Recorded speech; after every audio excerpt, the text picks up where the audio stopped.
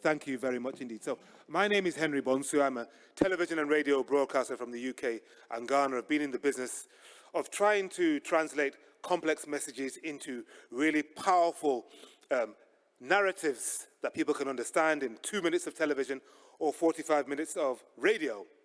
And the same principles apply every time. You've got to tell a story with a beginning and a middle and an end in a language that people understand. And the same goes for forests. So this session is in two parts. We're talking about harnessing the communication effect. And why is this important? Well, forests play a critical role in solutions to many global challenges. We've heard this all week. Forests are key to the fight against climate change. And as we here all know, provide clean water, air, habitat, and support biodiversity, fiber, food, and much more. Simply, there is no future without forests. So how can we make this message heard and beyond heard, have people embrace this concept? Today's session on forest communication and education will explore this in more depth. The first part of the session investigates what people in the street think about sustainable forest management, why we need forest communication that inspires hope and action, and attracts new generations of foresters to the sector. That's what you're called, foresters, you see. And how to craft strategies to produce more powerful and impactful communication within and beyond the forest sector. That's the first half. In the second half, we'll provide a snapshot of the status of forest education around the world.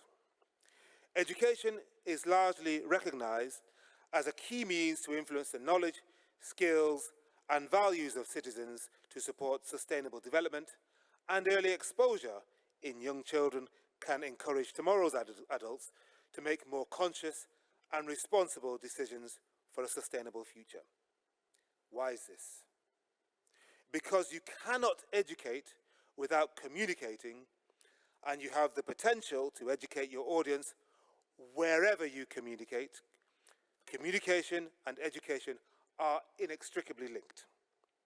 Now, as a broadcast journalist, it's my job to do both of these every day, whether I'm doing a recorded item or a live piece of radio or television, bringing news to audiences, to broad audiences, helping to inform them of the issues of the day, and communicating it in a way they can understand. Sustainable use and management of our forests is critical, and this entire sector here today needs to be in the solutions providing business to ensure future generations have the same opportunities as we do. Are you with me so far? Like you mean it. Are you with me so far? Yes. Yes, we can. Understanding the importance of forests and how they are part of the solution is critical. I would agree with one of my broadcasting heroes, Sir David Attenborough, and he said this: saving our planet is now a communications challenge. This is one reason why I was pleased to learn that there's an entire global network of forest communicators working at local and regional levels and helping to organize events like this. The Regional Forest Communicators Network were first established in Europe almost 20 years ago, and since 2018 there are 6 networks in 5 regions. The networks currently comprise over 500 enthusiastic professionals from both government and private organizations, and they're within the forestry sector, and they came together to share best practice and tools to implement effective communication campaigns on a regional level. I'm pleased to say many of them are here today, and if they're not on this panel, they likely had a hand in putting it together. So kudos to this group for volunteering their time and effort to help address this challenge of how we can, yes, why not? Woo, woo, yeah. Of how we can use communication as a tool to save our planet. And now, to introduce the panel for today, who will share examples of how we can harness the communication effort or effect for this sector, and to help us use communications as a tool to save our planet. There we go. Jennifer, over to you. everybody. Thank you, Henry, so very much. And thank you all for joining us today. I am just thrilled to be talking to you about harnessing the communication effect because it signals how far we have come. It's impressive how communication continues to grow in importance at events such as this. So my hope for today is that each of you are going to leave this session inspired, or at least maybe a little bit intrigued to want to go back and try something different in how you communicate about forests with your general public. And so why does this matter? Because as Henry put it, quite simply, there is no future without forests. We have to better position forests to be part of the solution, to be seen as the solution, to be seen, as we heard yesterday at the Ancient Materials plenary session, as the path to grow the solution. So today we've gathered together communication experts from around the world to share some trends, shifts, and tips with you about how to help the forestry sector reach more people. And this will also include talking about how we leverage our actions, our visuals, our audio, and our messages to be more effective within, and even more importantly, outside of the sector. Oh, yep, there we go. We need to keep pushing boundaries. We need to keep trying new methods. We need consistent messaging and common understanding. And while there are many examples, I have seen them here at this Congress, many examples of great communication about forest, we need more, many, many, many more. Because we have to break through to new audiences. We have to engage. We have to educate, influence, and most importantly, we need to learn together with a very diverse public. And why? Well, let's just take one example. I imagine that if I went section by section here and asked a different person in each section to define sustainable forests or sustainable forest management for me, I would probably get a different answer from each one of you. And so if within the sector we talk to ourselves and we still don't have a common shared definition of terms that we use so regularly, I wonder what people on the street, how they understand those terms, how they would interpret them. So I think it's important for us to maybe just hear it directly from them.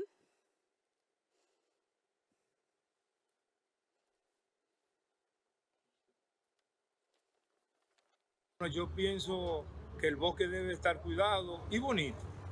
I think the first thing is to keep people outside the forest. Es un bosque pues que esté más controlado, que la gente lo cuide, que no haya basuras y que si las hay pues que haya gente contratada para recogerlas, un bosque que no se pueda ensuciar. غابات مستدامة الحياة. الشجر غابة شجر، والشجر بيعطي أكسجين، الأكسجين هو الحياة. بلا غابة ما في حياة. I think trees, woods. I think my kids they must play under the trees and flowers. Probably like taking care of a forest, like being eco-friendly with the forest. I'm not really sure. Cortar poca madera. นึกถึงการที่คนเราทุกคนช่วยกันไม่ทำลายป่าค่ะ No lo so. Eu penso em energia renovável. Because it provides the shades. Many trees. A lot of trees. Que estén bien, que nos preocupemos por ellos, vamos. Flowers, grass, trees, and soil. Lo que se me viene a la mente es un ambiente donde puedo respirar aire puro. Love it when you bring the consumer into the room. There's always something you can take out from it. And as a communication strategist, I always believe that you ought to start with the consumer first and then look at your messaging and how you craft it towards them. And too often, I think we start with our message. And I think what's so critically important about it is that in consumers' busy, stressful, noisy, cluttered worlds, I mean, we're scrolling on average about 2 to 3 kilometers worth of content on our mobile phones. How are we going to cut through? And, let me just see if that's going to work. There we go. I think the thing that happens is that we get so caught up in what we want to say, are we clear on what's actually being heard? And I love this quote. The single biggest problem in communication is the illusion that has actually taken place in the first instance. And I think so much of our communication efforts actually go to waste, which nobody really wants to know, because imagine all that time and all that investment. And the climate change is no difference. We've known about this issue for 60 years, yet why haven't we managed to solve it? And I think that's exactly the communication challenge that David Attenborough was talking to. And why is this the case? I think it's because we confuse two very different things. On the one hand, information, and there's lots of it at this Congress, lots of important information, but how do we distill it down into powerful communication that's going to cut through? So two very different things: information, giving out, communication, cutting through. So what do we do about it? Today I want to share with you 3 simple pillars, principles, lenses that you can apply to your communication efforts to hopefully make them more powerful. Because great communication, at its simplest, gets people to either think, say, or feel something very different. And I want to share with you some examples on that. So when you think about think, you put the consumer front and center and you go, what are their current perceptions and what is it that we want to shift? Taking a bit out of category, here's one from the alcohol industry. So we know that excessive alcohol consumption is an issue that faces many societies. And you're probably all familiar with these sort of warning labels and sort of the campaigns that are quite sort of fear-driven about, what happens if you drink too much. Then comes along Heineken, who understands they don't want to live in this world. They want to do something different. And so they took a very, very fresh perspective on the matter.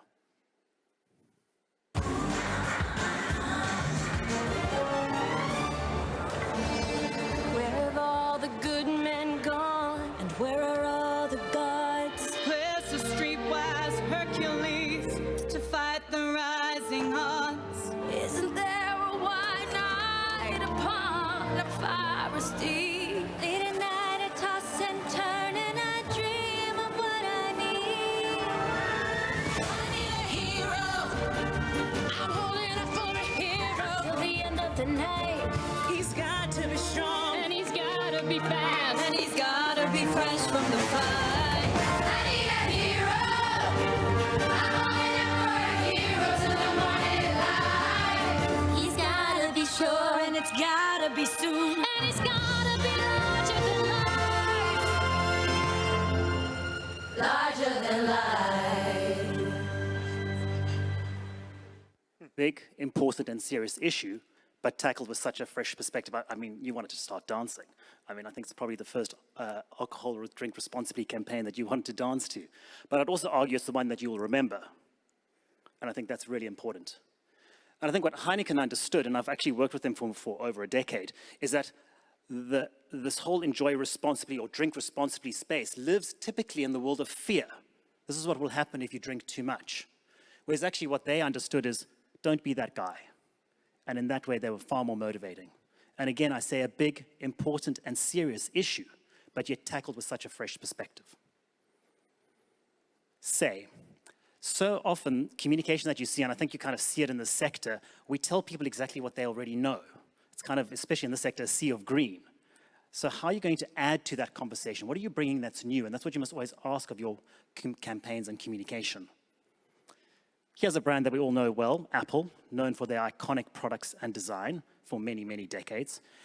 But then they understood that they needed a new association to add to their brand, to add to their products, that people will associate with the brand in the rise of the anxiety around protection of personal information and data privacy. And so what they did is tackle it, as Apple always do, in such a human, insightful way. Felix?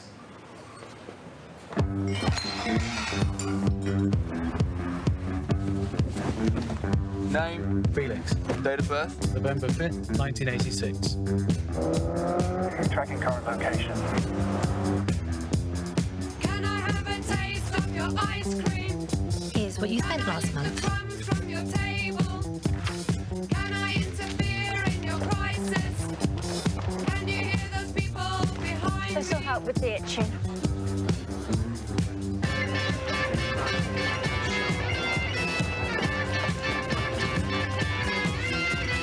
I have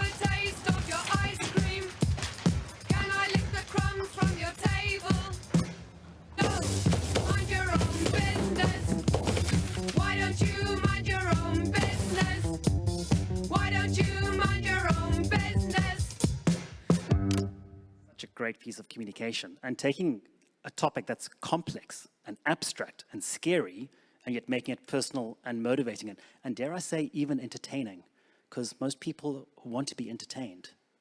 And again, I think what Apple understand is the contested space was the subject matter of data privacy.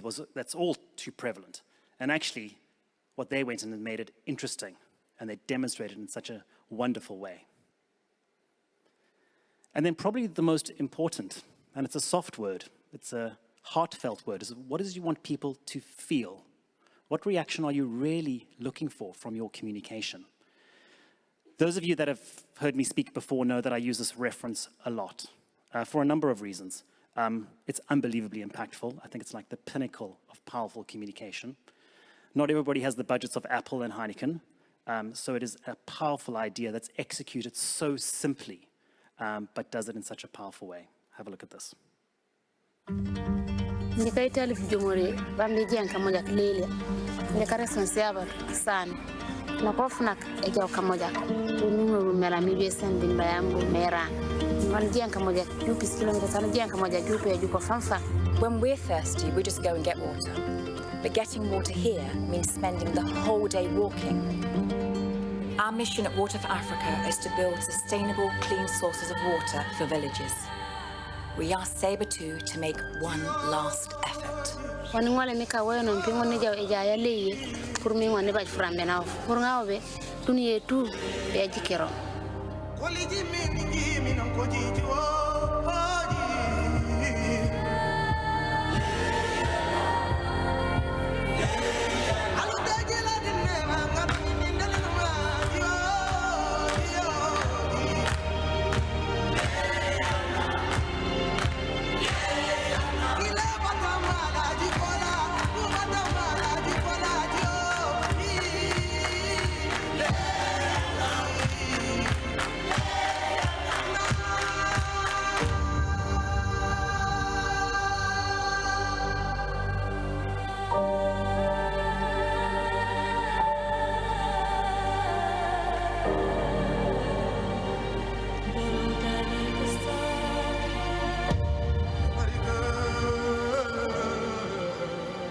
Siabatou Sané a parcouru les 42 km hier en marchant. Ces images avaient fait le tour du monde, d'abord le tour des réseaux sociaux. C'est une manière pour elle de récolter des fonds pour construire des pompes à eau dans son pays.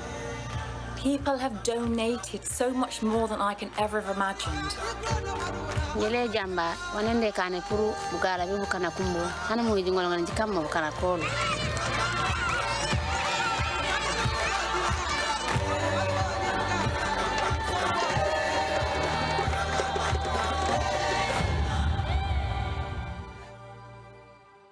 I've watched that about, I don't know, 200 times, and I still get goosebumps. But what's so powerful about it is that it captured the imagination, the attention, and the heart of everybody. It's universal. I think sometimes we so get caught up in our kind of lens of kind of relevance that we sometimes forget resonance, how we're actually connecting with people, heads and hearts. And again, I think the important shift here was a shift from showing, and I think a lot of the communication in the sector shows lots of things. You see the images of either the cut down fields or the canopies of green, and I think we've got to move into demonstrating. What a powerful demonstration of what a woman has to do to get fresh water. So communication, 3 fundamental questions to ask. Think, what is the current perception and how are we going to go about really shifting that? Say, what conversation are we bringing to this topic? And I think it's really important in this sector because I think there's a lot of similarities. I think we've got to find what is it that we're going to bring that's new and interesting, especially for a global public. And importantly, feel. And that's quite hard because we do live in science and data, and it's really, really important, and I'm not negating that. But what do we do with it, and how do we make sure that people can connect with it? And I think that's what the panel here today are going to help us look at, hopefully share some tips and some shifts in doing that as experts in the field.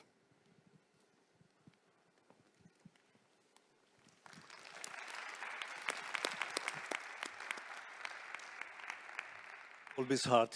I've seen this video several times, but it's always hard to speak afterwards. It's so touching, so emotional. But you will certainly agree with me that policymakers are important communication partners, and let me share with you a couple of observations on how they work and what matters to them. Firstly, to get support for their agenda and to stay in charge, they need to listen and react to a wide range of diverse views and expectations, and in the end come up with solutions widely acceptable. And I think this is also a familiar challenge to forestry. So in the policy process, understanding the stakeholders, the power of stakeholders and the media is key. And let's take the example of climate change and the issue of climate change as an example. And there, scientists actually discovered global warming and have been warning about its severe consequences since. However, the political action around it is very much driven by young people connecting and organizing themselves through the World Wide Web. So for politicians, it matters who is influential, and they closely pay attention to media, particularly also to social media.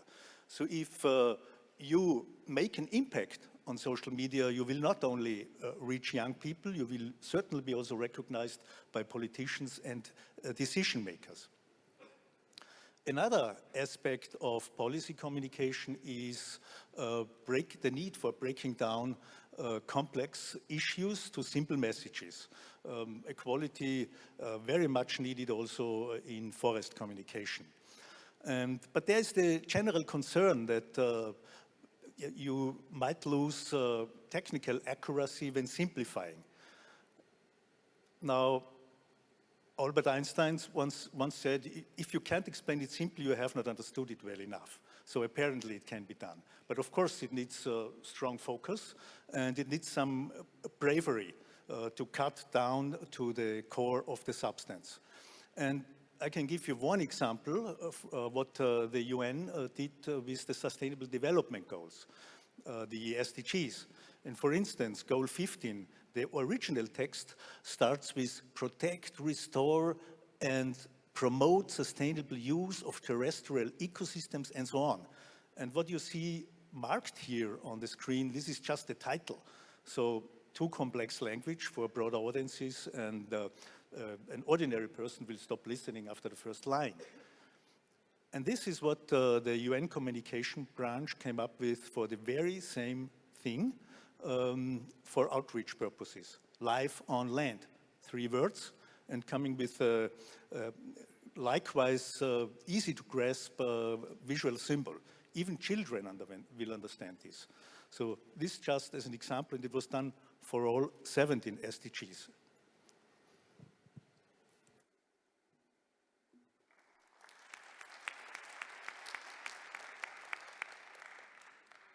Why should we target the general public?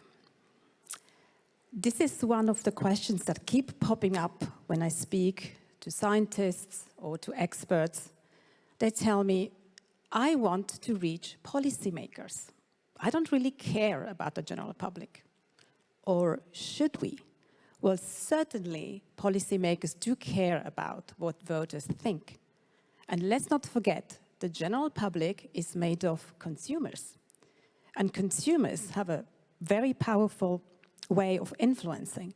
So especially in the times of fake news, I think it is our duty to communicate with the general public. Because if we don't, who will? But how do we communicate with the general public? We need to keep it simple. Here's an example of a photo that I took several years ago in Malaysia in a supermarket. This supermarket produced this green lane to make consumers feel special if they didn't use plastic. Very efficient way of communicating. And for the International Day of Forests, FAO always produces a video spot for the general public. Let's have a look at it. Wood helps provide millions of people with clean and safe drinking water, cook food, and build shelter. But wood can do even more.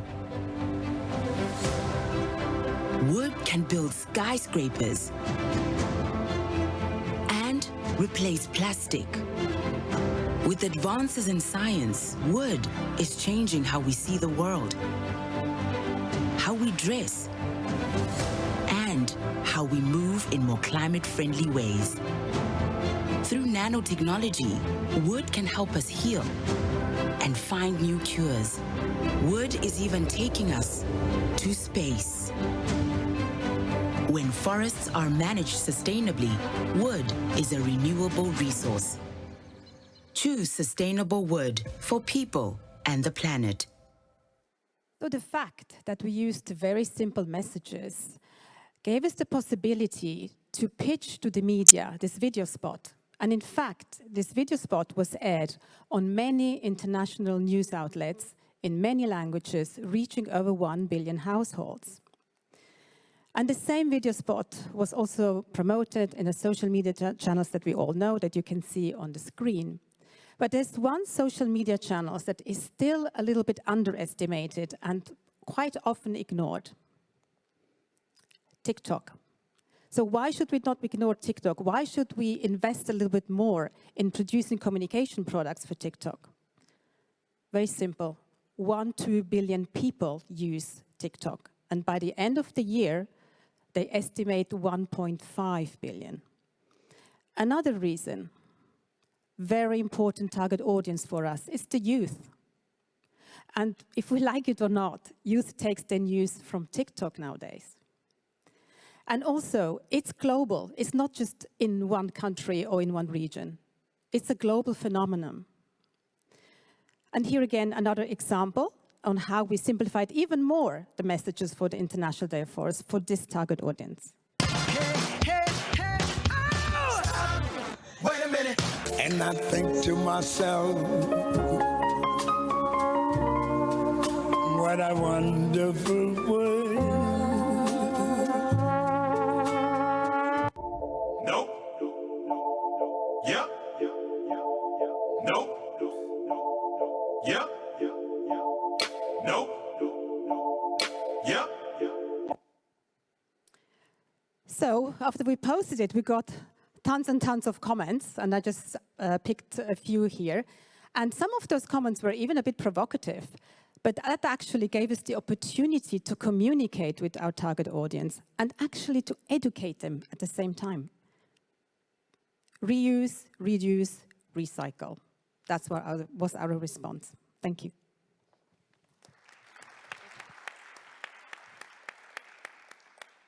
All right, so the shift I offer is how we communicate complex science in a better way to the broad public, because science is about more than just explaining. It is about connecting.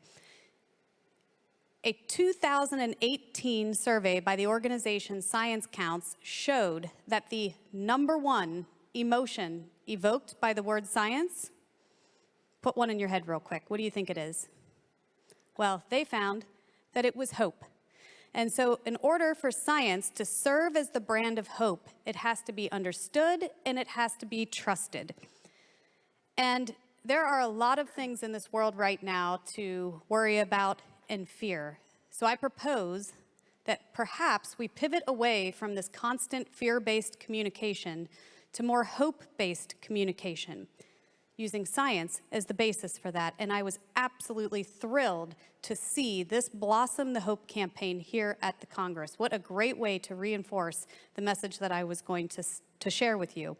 But in order to do this, we have got to start sharing science using different types of mediums for different types of learners. Not everybody learns the same way. Multisensory communication, immersive storytelling techniques, audio, visuals, more than just numbers. Most often, when we communicate science, we're using percentages and statistics. And I work in research and development, and I am terrified of numbers. I am not a numbers person. So I like these kinds of approaches much better. And so they also help us engage a lot more people. So to demonstrate this shift, I'm going to give you 3 simple examples from my agency, the U.S. Forest Service. This first example is from my colleague Lindsay Rusted. This is from the Hubbard Brook Experimental Forest, and it is this beautiful illustrative segment, and this is actually real-time water flow data happening in a stream there. And I don't know if you can hear it, but there is a beautiful musical interpretation of the rate of flow happening as well. And what that allows is for us to have visually impaired people still experience the science, making it a more inclusive demonstration. This second product is by my colleague John Shaw, and this is using a tool called the Forest Vegetation Simulator. So imagine you're talking with the general public. They've never seen forest thinning or forest fire. They don't know what it looks like for a forest to recover. Some people in urban areas might not ever have been to a natural forest that has gone through these processes. And we tell them, we constantly tell them, but this tool gives us a way to show them. And finally, art can resonate where numbers cannot. My team regularly uses art products like this one to communicate complex science topics to a broad audience. In this case, it is about how we can do better proactive management for fire risk.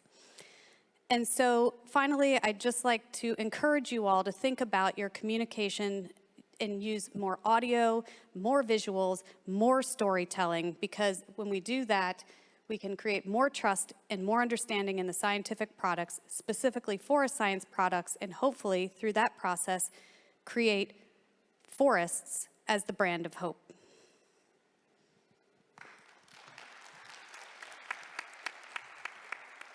Hi, good afternoon. We know the outcomes that we need to achieve. We also know the audience that we need to engage.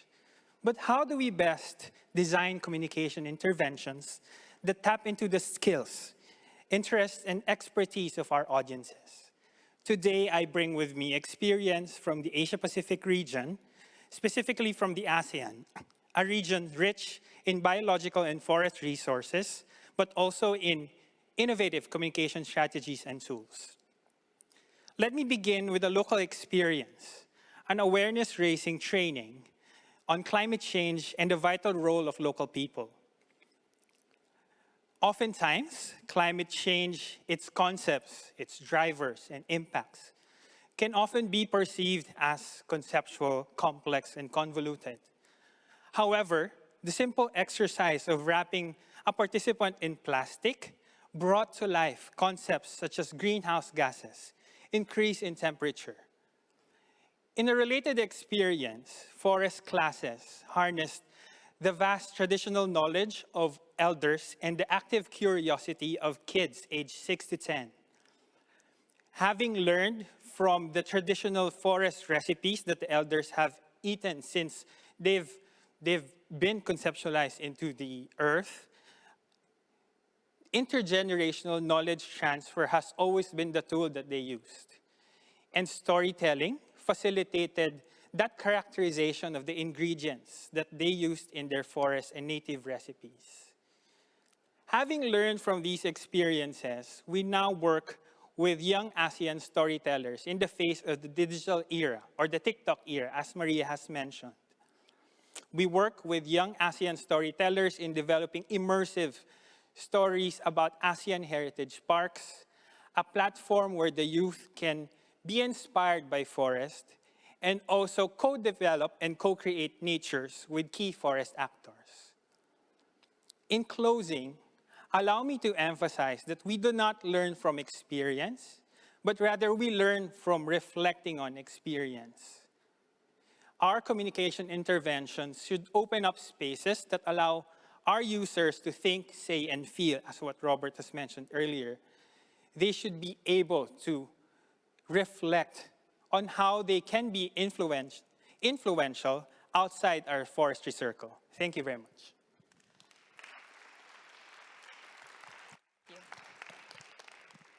Hola, ¿cómo están?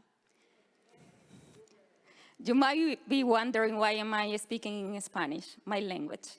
But in order to achieve local relevance, this is very important. And we can see this phrase from Nelson Mandela. If you talk to a man in a language he understands, that goes to his head. But if you talk to him in his own language, that goes to his heart. So when we talk to local people, to people in our country, we need to think about this, if it's people from our communities as well. And I'm going to share very simple communication tips. The first one, you need to listen.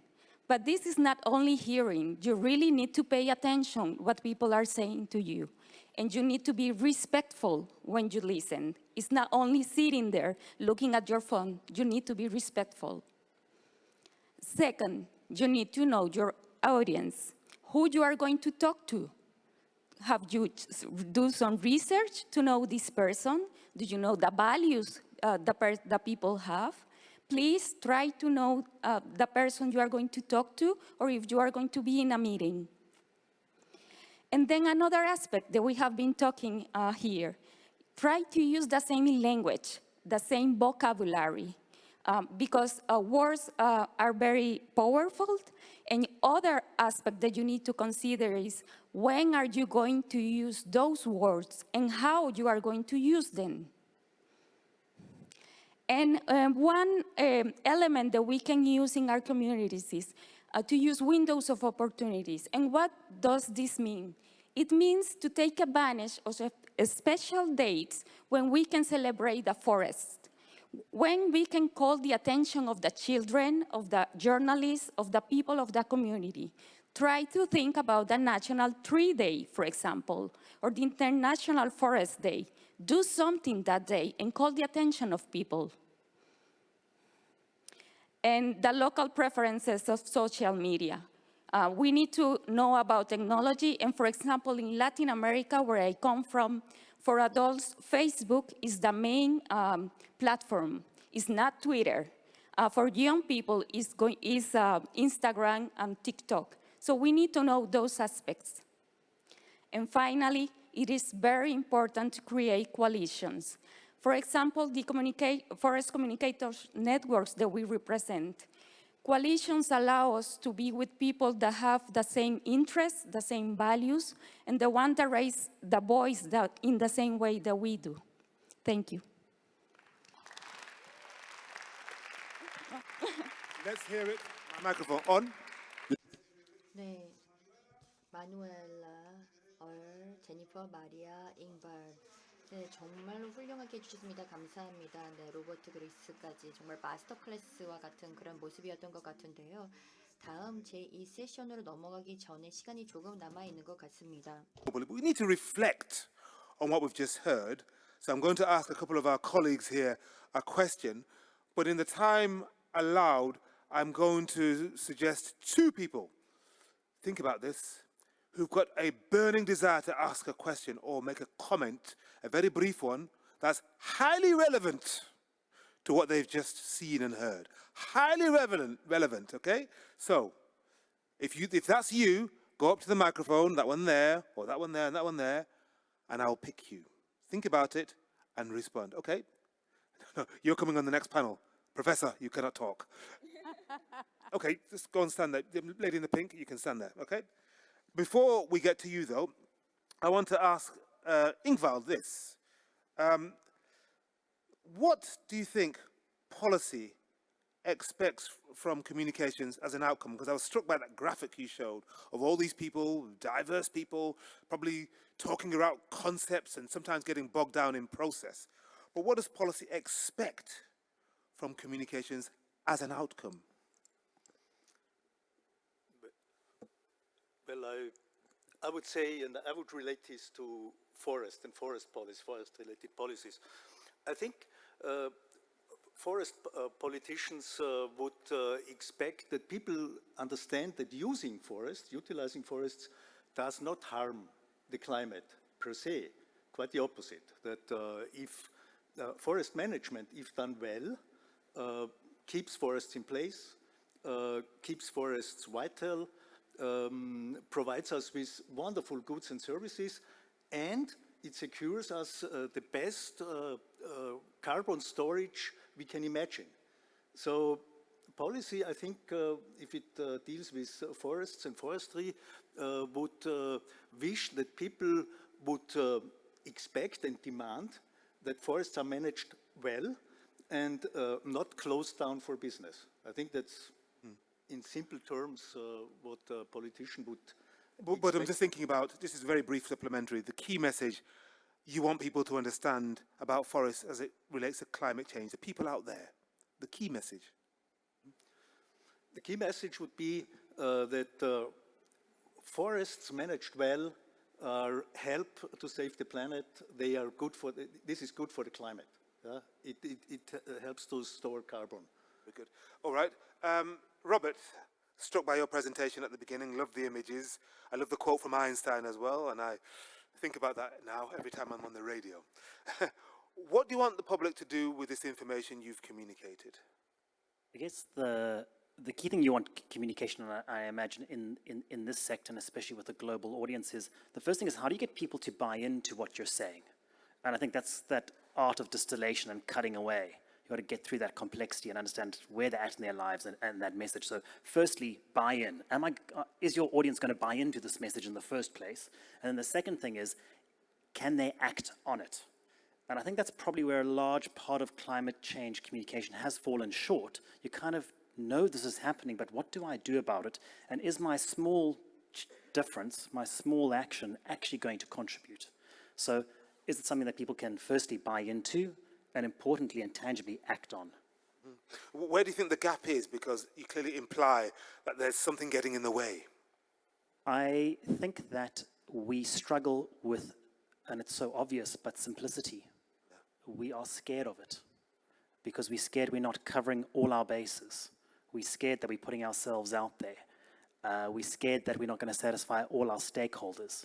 But you know, communication for me, I talk about it as the thin edge of the wedge. The idea is to get the attention is the first thing we have to do, to then get them intrigued and interested and wanting to know more. But so often we go out with kind of the loud hailer and explain everything, and then we've lost people. You haven't lost Maria. She's keen to respond.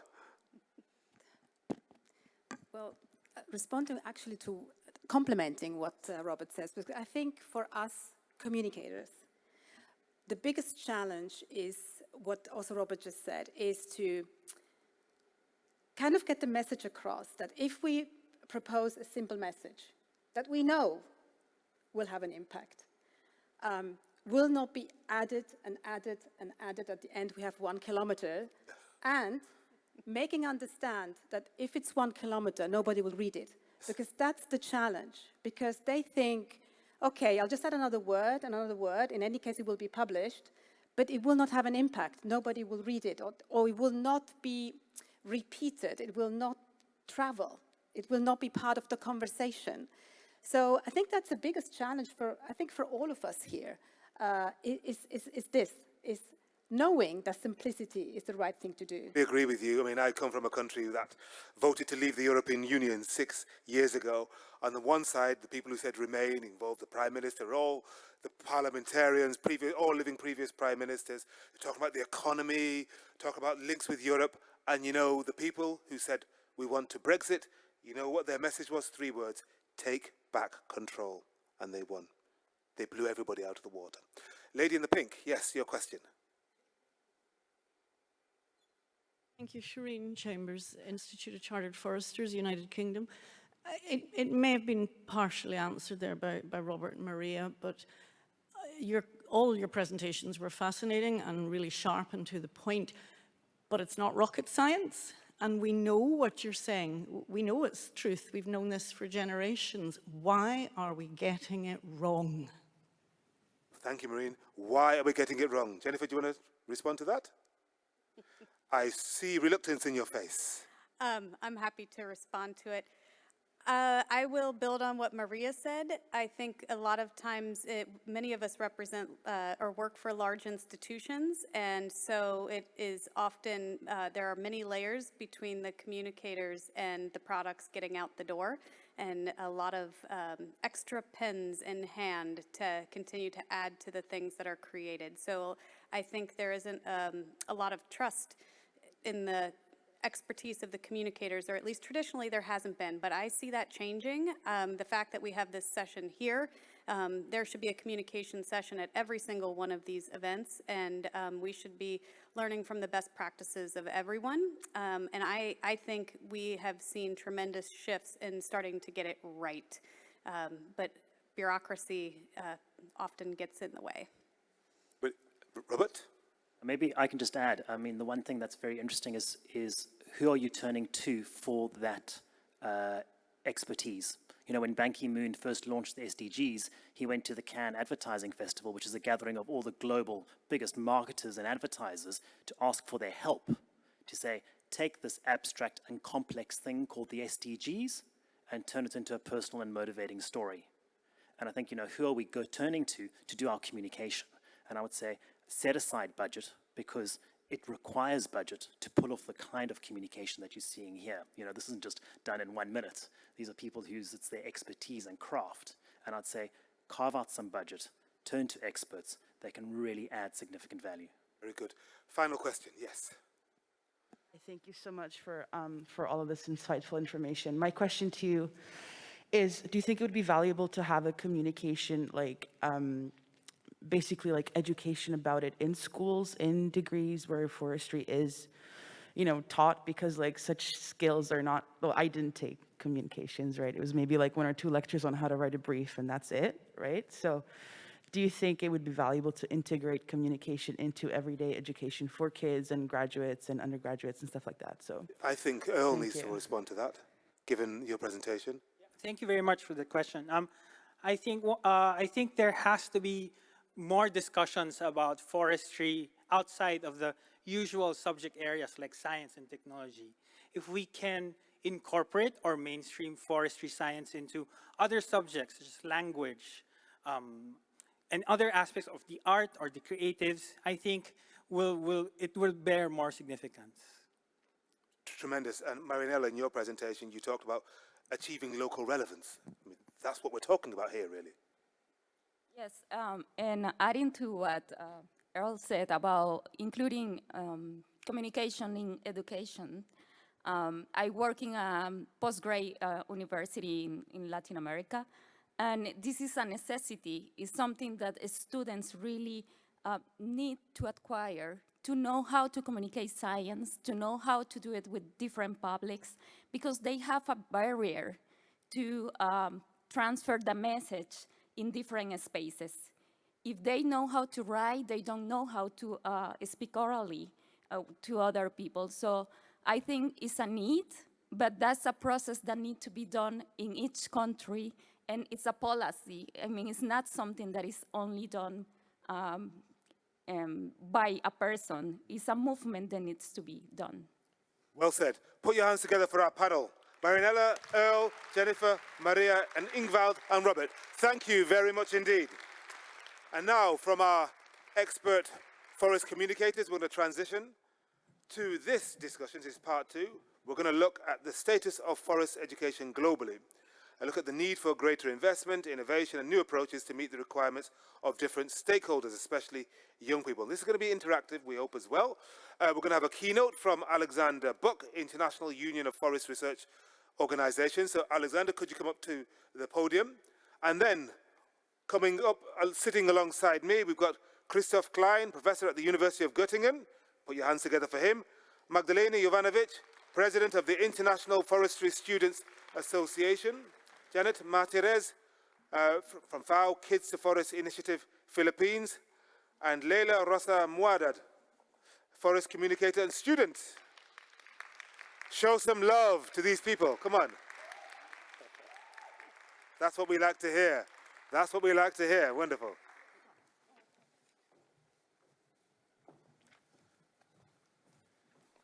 So that's our panel.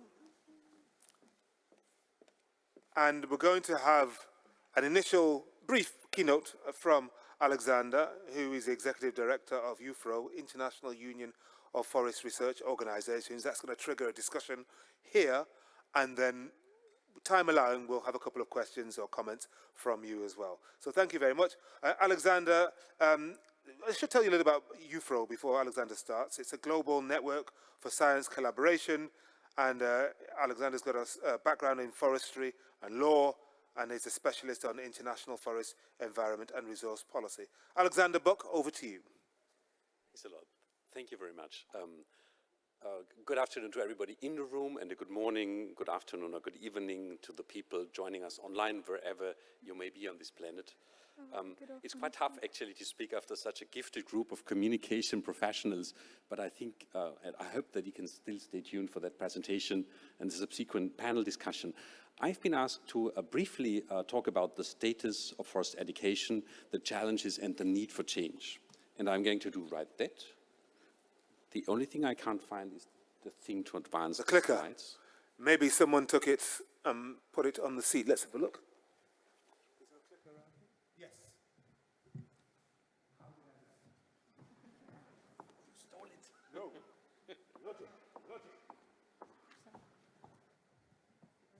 Here we are.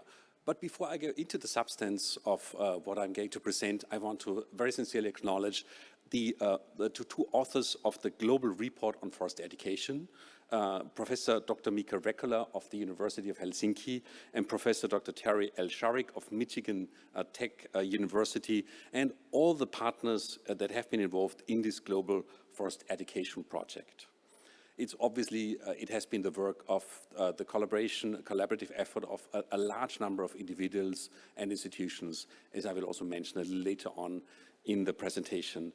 Colleagues, ladies and gentlemen, I think you will agree with me that forest education is the primary means of building the knowledge, skills and shared values that underpin sustainable forest management globally and that help it contribute to achieving broader goals, especially the SDGs. And here, of course, I mentioned, because it's the most closely related one, the SDG number 4, about quality education. Yet in the past few years, international institutions and bodies have repeatedly made the point that forest education continues to be insufficient or is perhaps even deteriorating or outdated. And that is precisely the reason why we have carried out that project and what the ambition has been, and that's a quote from the project document, is to work towards a new education offensive, which we found to be necessary to address these challenges. So what are the challenges? Before I go there, I would want to mention that, the project has been led by 3 international organizations, the FAO, the International Tropical Timber Organization, ITTO, as well as my own organization, IUFRO, and we have been working closely with 9 partners in the regional activities, and you can see their logos on the screen. And very importantly, I want to mention that this work has been very generously funded by the German Federal Ministry of Food and Agriculture. So many thanks for that support. So what we did was a series of activities. We started with a very comprehensive literature review. We reviewed no less than 7,000 references in the scientific and grey literature in order to get the broader background for the project. We then carried out a very large online survey, which was completed by more than 2,700 respondents in all regions of the world. It was done in 14 languages, and it has, to my knowledge, been the largest survey on forest education ever carried out at a global scale. And all that was complemented with a series of regional consultations, which were attended by more than 500 participants in the 6 FAO regions. They serve to further deepen and enhance, the findings, the understanding of the findings of our project. And all that culminated in the preparation of a global report that will be published very soon. And now I want to briefly highlight some of the key findings of this project. And I must warn you, there are some challenges ahead, but I think collectively we can address them effectively. And those mainly relate to the 2 critically important aspects of implementing forest education programs. And these are, on the one hand, enrollment, and on the other hand, curricula. When it comes to the enrollment, the picture that was painted by the results of the project is rather heterogeneous, with some programs increasing in some regions and others decreasing in terms of the number of students involved. One of the things that could be observed in all regions, however, is that obviously the sector does have a poor reputation and image regarding forestry and forest-related jobs, and that also negatively impacts on the enrollment levels. Students just find it more attractive to study medicine or law or other jobs and professions, and we are somewhat lagging behind in the forest sector. A very significant finding of the report has been that women and minorities continue to be significantly underrepresented. They find it simply harder or less attractive to get enrolled, especially at university and college levels, as compared to their male and majority colleagues.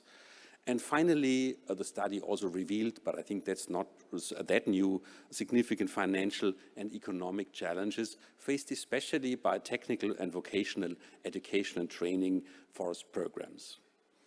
So what this means altogether is that in a way the full potential of attracting talent to forestry is not being fully utilized. Let me now move on to the curricula, and I'll start with the primary and secondary level, meaning school children basically. And here a very important finding is that forest education is lacking in both the primary and secondary curricula. Forest-related subjects are hardly included in these curricula as standalone subjects and are also very insufficiently included or addressed as part of other subjects of these curricula. The professionals and teachers also found that, access to teaching and learning resources is quite limited. It's quite hard for them to find those learning resources, the textbooks and so on. And another important finding is that outdoor learning and real-world examples of forests are also lacking. It's really important to get the kids out into the forests. So what that means is that the opportunities to stimulate the youth's interest in continuing their learning about forest-related topics are being missed. So if we now look at the university level and the tertiary, the university level education and the technical and vocational education and training, same story. We found that there are significant educational gaps in terms of topical coverage, while biophysical topics such as silviculture or forest management, planning and inventory tend to be well covered actually in all regions of the world, especially social issues, and more particularly issues related to traditional and indigenous forest-related knowledge, as well as cultural values, are insufficiently covered. That is not a new finding, but it is something that became very apparent once more in this global survey. And we learned earlier about, it was actually a good question that was asked in the communicator session about generic competencies, and communication, I would say, is one of those competencies. And here our report found that while there have been some improvements in instilling students with these generic competencies, the levels are still insufficient. And similar to schools, opportunities for out-of-university learning, but also work experiences continue to be limited actually in all regions of the world. So what that means, unfortunately, is that the graduates are moderately prepared to enter the workforce. So let me now give some of the more generic recommendations of this work. First, those relate to content and material, and this is kind of the flip side of the findings that I've just presented. And here it is obviously important to include more forest-related topics in primary and secondary curricula. It was also found that actually there is a need to initiate a dialogue on what constitutes the essence of forest curricula around the globe, and the authors therefore suggested the creation of a forest education global core curriculum. And another important finding, it's really important to make access to learning materials easier. And here I want to refer to one of the outputs of the project called Forestra. Forestra is a global internet gateway to forest education resources. It exists as a prototype. Unfortunately, we have not yet found the resources to make this fully operational. So if somebody is interested in supporting that piece of work, please do not hesitate to let me know. The second cluster of recommendations relates to teaching and learning opportunities. And here, once more, it is important to make better use of digital learning tools. And here I would like to mention briefly another output of the project, which is an online e-learning course on legal and sustainable supply chains, which has been established by a partner in this project, the ITTO. And I all encourage you, this is online, and I all encourage you to check it out. Similar to what has been mentioned earlier, it is important to increase opportunities for outdoor and field learning, but also to improve the teachers' education and to further develop youth activities and work experiences through part-time work and internships and similar things. And then the social dimension. There are several aspects where we felt that the social dimension of forest education globally needs improvement. First, there is a need to increase stakeholder involvement in the curricular development. You know, curricula need to be dynamic and respond also to how the overall profession and the requirements on forests develop, and therefore it's so important to do this together with the stakeholders. It's also important to increase outdoor activities, as I've already mentioned, and workplace learning. How should students actually meet the expectations of the workplace if they haven't had opportunities to test the waters before they graduate? That is really a very significant shortcoming. And then once more, this very significant finding of the report that really there is a problem in terms of coverage of social and cultural issues in forestry curricula, and that also we need to do better in tackling the challenges for gender, race, and ethnicity in terms of the enrollment in forest education. I'm already slightly over time, but very quickly, I have been asked to also give, as a basis for the panel, some recommendations for specific actors that were presented in the report. First, national governments. I'll start with something very obvious, and that is that there is really a need to include forest education into strategies and plans to implement the SDGs and other relevant goals. And there are big programs, for example, also in the UNESCO on education for sustainable development. Also, policymakers need to make it easier for education institutions and schools to provide learning opportunities in the forest, to really take the kids out into the forest and make them hug the trees and see the mushrooms themselves. There is also obviously a need to address the shortcomings in the curricula and the enrollment challenges, as I've mentioned earlier, and to promote and incentivize stakeholder involvement for curricular development, outdoor activities, and workplace learning. Of course, the bulk of the recommendations relates to the education authorities and institutions themselves. And here, as I've already mentioned, there is a need to revise curricula to really better reflect the modern understanding of the values and uses of forests and the related career opportunities. Once more, there's a need to support the enrollment of women and racial or ethnic minorities in forestry curricula, and to increase students' direct exposure to the forest and the trees, and to develop work experience programs, as well as to improve teachers' education. And that is an interesting finding, actually, nothing new, but what we, I think, all know is that, especially at university level, the teachers, they know a lot about the substance they teach, but oftentimes the pedagogical skills are missing. Nobody ever told them how to do the teaching, and that is a very significant finding. And as I've mentioned before, there are a number of digital tools available or have the potential to be fully developed, and we do not yet fully utilize that potential. And last slide, international organizations. So what can the FAO, UFRO, ITTO, and other international organizations do?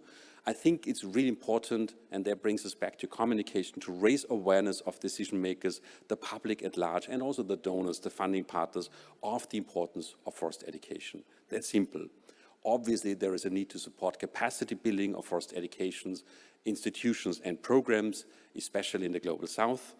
There's an opportunity, but also a need to support easy access to learning materials through scalable delivery systems such as the Forestra that I've mentioned before. And also we can support international global initiatives, stakeholder engagement, and partnerships in forest education. And here, I'm glad to communicate that the Collaborative Partnership on Forest, the CPF, has recently agreed to initiate a new joint initiative on that very topic of forest education. Here you do have the CPF logo. And all that I've told you now is actually included in the Global Assessment of Forest Education report in much more detail. We were working very hard to get it ready by the time of this meeting, but unfortunately we did not make it. A few days or weeks are still needed, so therefore I ask you to please stay tuned for the release of that report that will happen very soon. It will be published in the FAO Forest Working Papers number 30, so please stay tuned. Thank you very much. Thank you very much indeed. I allowed you to stray over your time because there was a lot of good content in there, and I wanted to feed the panel. They, I think, were making copious notes, and they, I think, want to chew over some of what you've said and maybe bite deeply into some parts of it. Well, let's see. I'll continue the metaphor if you like. Now, we have on the panel just a little bit more detail. We have a couple of educators and a couple of students. My first educator on my immediate right, Janet Martinez, so FAO Kids to Forest Initiative Philippines. So, Janet, you're leading the 11-year-old Kids to Forest program, so a lot of that stuff was relevant to you right there. And then on your immediate right, so on your left, we have Leila Rosa Muawad, forest communicator. You're laughing. I hate when I get a name wrong because I speak a couple of languages and I should do better. Leila, give me the name. Yes! Okay. Thank you very much for that, Leila. So, currently pursuing your master's degree in forestry at the Lebanese University, and I'm delighted to see that you were selected as a young champion for nature and forests, which is great. Okay, you can applaud her if you like, which is fantastic. Fellow student next to you, Magdalena Jovanovic. Magdalena is an undergraduate studying forestry at the University of Belgrade, and she's president of the International Forestry Students Association. We are honored, Madam President. Fantastic, which is great stuff, yeah. Which is tremendous. And then Professor Christoph Klein, University of Göttingen. So Professor of Forest Inventory and Remote Sensing at the University Göttingen since 2002. He's repeatedly been a consultant to FAO for the past 30 or so years, and he's got a huge amount of knowledge in this area.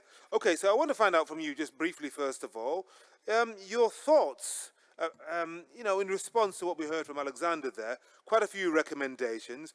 I mean, things are not looking good as they stand. I think, Alexander, you would agree with me on that. But Janet, your thoughts, which recommendations resonated most with you? Yes, thank you, Alexander, for that research. Now we have statistics.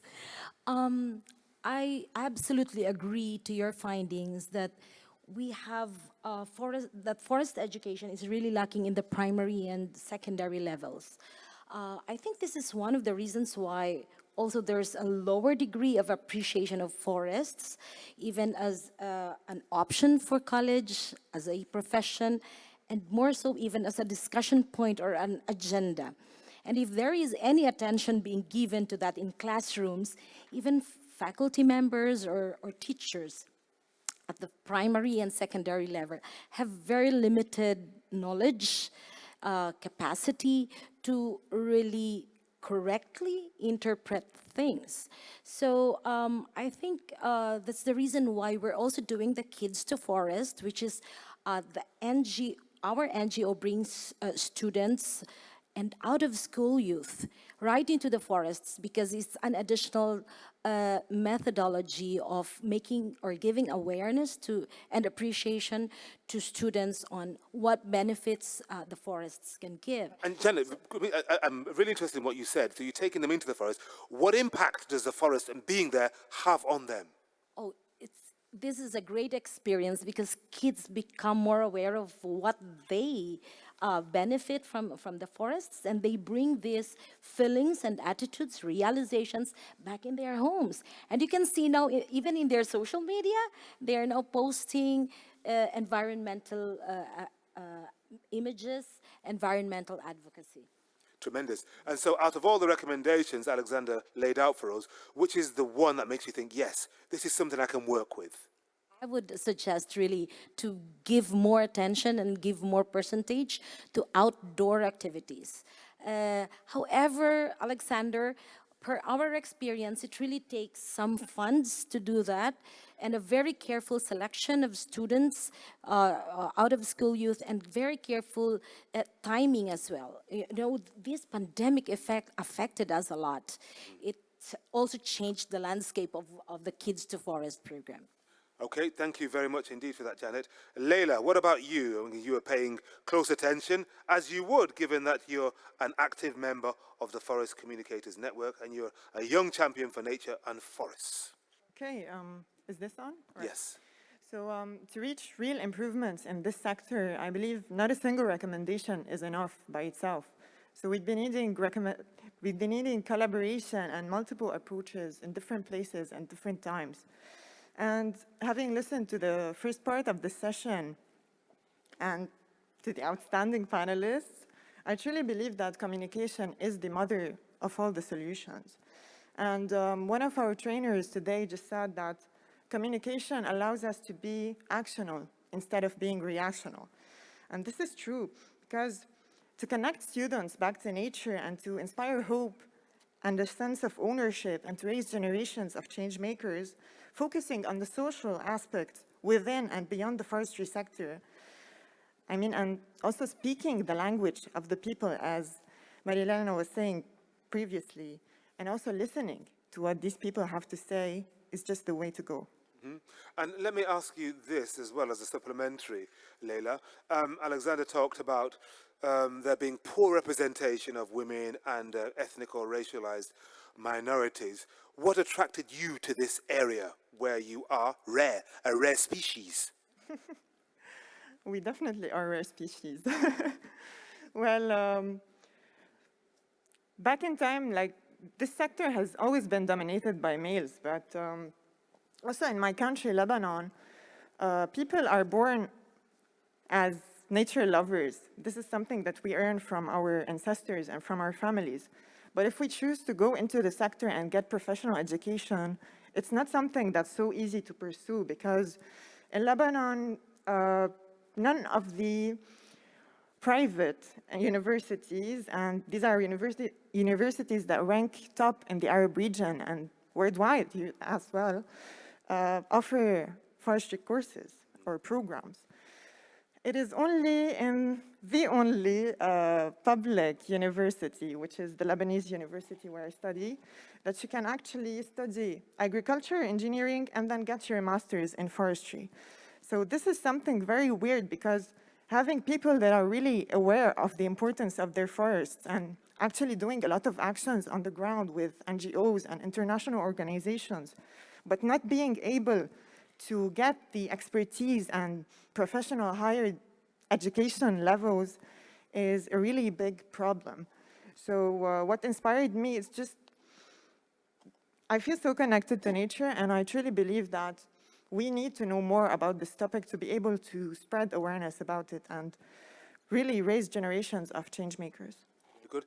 Thank you very much indeed for that, Leila. So you're pursuing your master's degree in forestry. Magdalena, our president, is an undergraduate at the University of Belgrade. You are blazing a trail, which is great to see. So one, you're also underrepresented as a woman, and so I want to know why you, as a rare species in this environment, decided, I want to get into it. Was it the same reasons as Leila, or was it different reasons? And two, any recommendations from Alexander that you thought, yes, this is something that we could work with and we could turn into reality? Thank you. Is it working? Great. Yeah. So the reason I chose this was because I actually grew up surrounded by forests and a few mountains, and for me being in nature is completely natural, and I wanted to continue that. And actually I hope that more and more people will find this the reason to enter the forestry sector instead of some other reasons, because if we look for meaning through our work, if we look to invest our time sustainably, I think this is how the forestry sector is going to advance. And actually that is where my recommendation kind of connects, which is something that really resonated with me was to introduce forestry-related studies early on in primary and secondary education, because this is really how we can connect young people and children to forestry and to nature itself. And it's something that was already mentioned in the keynote, that the perception of forestry is quite bad. Simply, people no longer see forestry as something sustainable, and they want to shift towards environmental studies or conservation. But it's actually something that we are doing in the forestry sector. It is just not known, and it's not perceived like that through society. And when is a better time to start introducing this to people than at childhood? So this is why I chose this recommendation. But I completely agree with Leila that it's not only one recommendation, but all of them that are needed. Yeah, do you find that you have had negative responses as a young woman in forestry, or do you think things are changing? I have had negative responses in Have? relation. I have had negative responses in relation to my gender, but also through my profession. And I've been told that I'm in the wrong sector. If I advocate for a more environmental approach to forestry, then I've been told, oh, you're in the wrong sector. This is not what forestry is about. And I completely disagree, because forestry can be about so many things. We can use forests, but we can also preserve forests. It's not just one thing. Well, okay, thank you very much indeed. Well, I'm hoping that if you were an undergraduate at the University of Göttingen, Christoph would make sure that you got a better reception and that nobody would say those kind of things to you. So, Christoph, you can react to what some of our colleagues have said, and also your thoughts maybe on the recommendations, or one or two key ones, that Alexander made in his initial keynote. Thank you very much, Henry. And thank you that eventually I'm allowed to talk. Wow. Let me distinguish two lines of education. Bring your microphone slightly closer. Let me distinguish two lines of education, and that is on the one line, the primary and secondary school education, which is not my field, and then I will come to the academic education, which is more my field. I find it so important to have this elements of forestry within primary and secondary education. And I liked very much when Alexander mentioned these generic competences. And for me, that would be something like sustainably thinking, long-term thinking, multifunctionality thinking, and also thinking in terms of dependence on nature. This is what makes forest management and forestry. So this is what I would see as a task for secondary and primary schools. But if I follow the discussion in my country, in Germany, I do not hear that as a topic for the school children education. I hear more often that the kids, when they come from school, should be in the position to fill out their tax declaration form. And that is the complaint, that they are not learning about that. Yeah. But these generic competences that have been addressed are, I think, very, very important. But when it comes then to the academic education, I wouldn't see it as negatively as it sounded sometimes in Alexander's presentation, of course, because I'm part of the teaching system. I need to defend it somehow. But what I see is a development a little bit away from the very unique features of what forestry is. And I would say, very simply say, that the unique feature is that we are not only dealing with forest, but that we are mainly dealing with people and with the interface between forest and people. I mean, when it comes to forests and forest ecology, many ecologists and biologists are probably better than we are. But when it comes to the influence that people have on forest and the interaction between people and forest, this is what is our unique selling point. And it makes me really nervous when I see some colleagues who come from the ecology side, that they are not leaving their ecological playground and that they are not willing to deal with people. I understand that because it makes it so complex. I mean, my field is forest information, and that's why I'm very much interested in this communication issue. Forest inventory and remote sensing. We are generating all the data that hopefully someone will use for decision making. And it took me some decades and growing of gray hair to understand that generating the information is one thing, but we need to better understand how we make the decision makers use the information. And we need to better understand the decision makers. And that is not only communication, that is trying to get into a completely different field and try to understand how they are thinking. And then we also understand why very frequently they just ignore our scientific evidence. Yep. And this is something that I do not have a clue to that, but I'm noticing that, and it makes me a little bit nervous. It kind of reminds me of the film with DiCaprio, Don't Look Up. Do you see that film? They just ignored it, and in the end. you saw what happened to the world. I'm just wondering then, Leila and Magdalena, you've got two educators here, and do you have any questions for them that you want to pose to them, that you want to challenge them in any way? Do you want to go first, Leila? Second. This is kind of hard to manage, you know, the mic. So we've seen in the recommendations and the challenges that many people are facing problems with the curriculum, and they classify it as not engaging enough.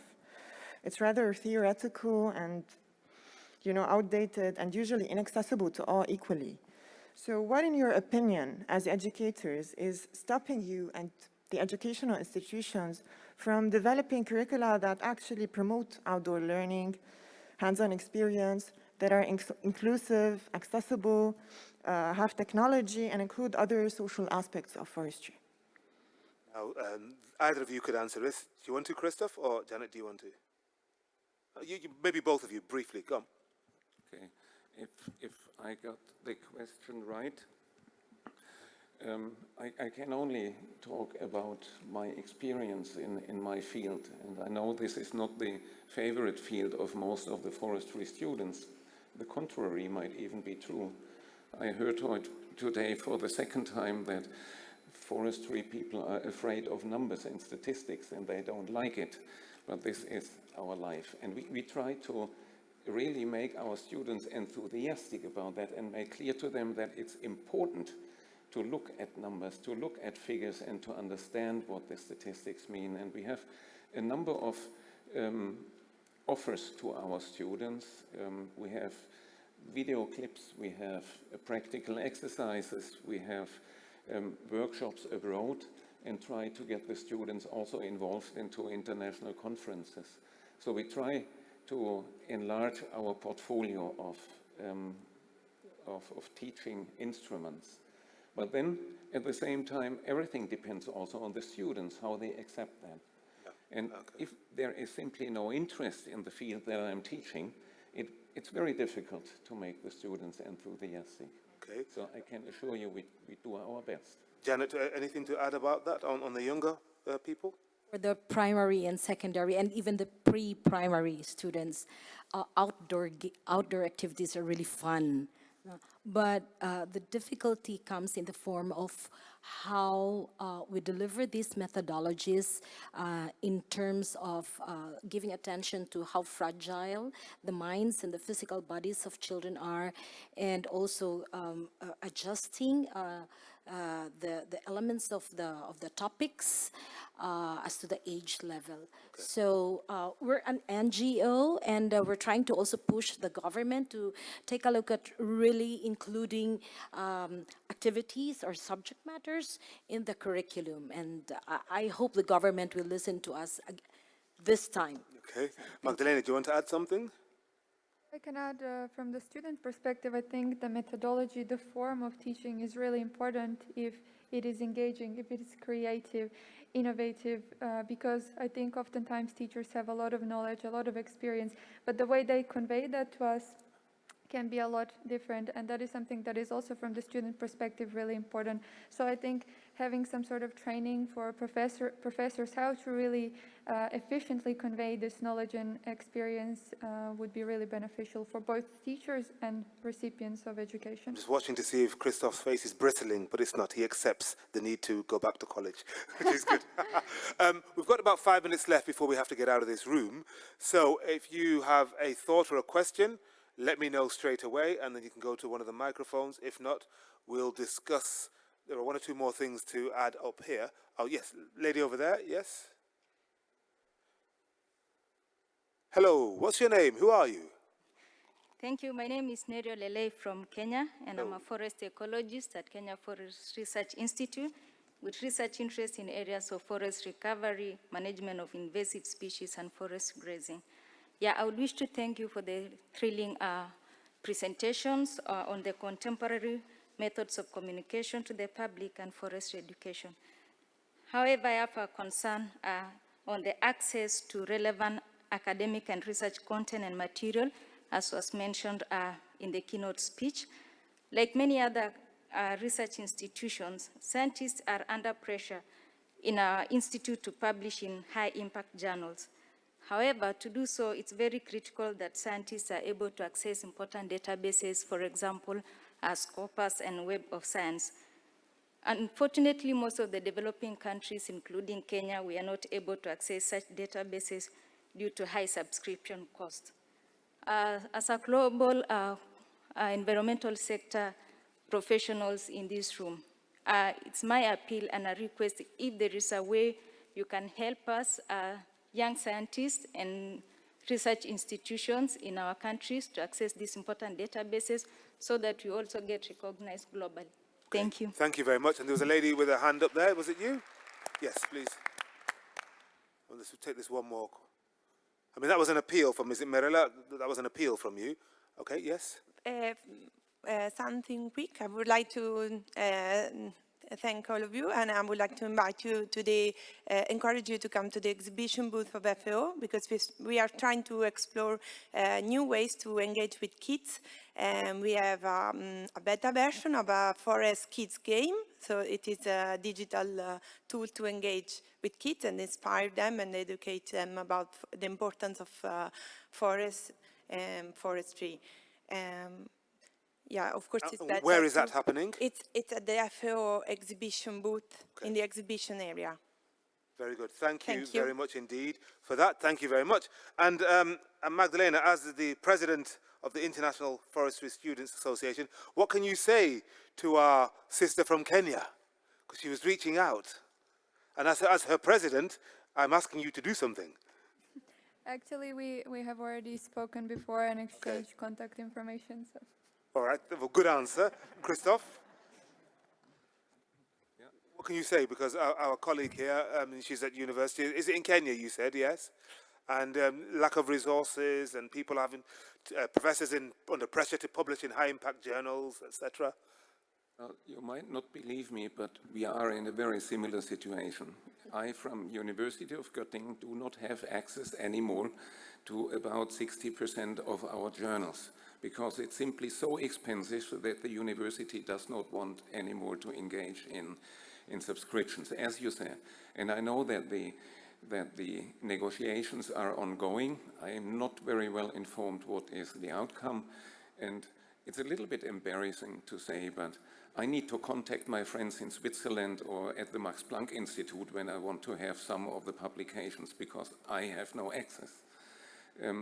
This is a problem that we need to overcome, and it's a sort of paradox thing, because we scientists are publishing there, we scientists are doing the reviews, but then the benefit, the profit is made by some few companies, and they are now playing this card. Right. Thank you very much. We've got 2 minutes left, so your question must be really brief, and the response from whoever I select has to be even briefer. Yes.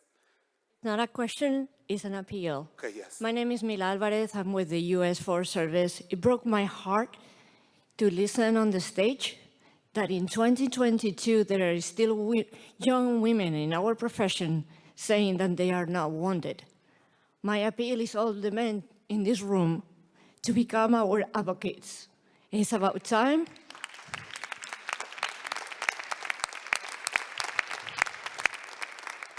It's about time that women stop talking and men start talking with us and for us. Thank you.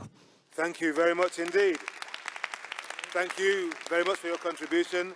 Janet, you really felt what she said there, yeah? Thank you very much indeed to our panel. Janet Martirez, Leila Rosa Muad, Alexander Buck sitting down there, Christophe Klein, and Magdalena Jovanovic. That's been your panel. That's been this section on communication and education. You've been wonderful. Thank you very much indeed, and look forward to the rest of the day. Thank you.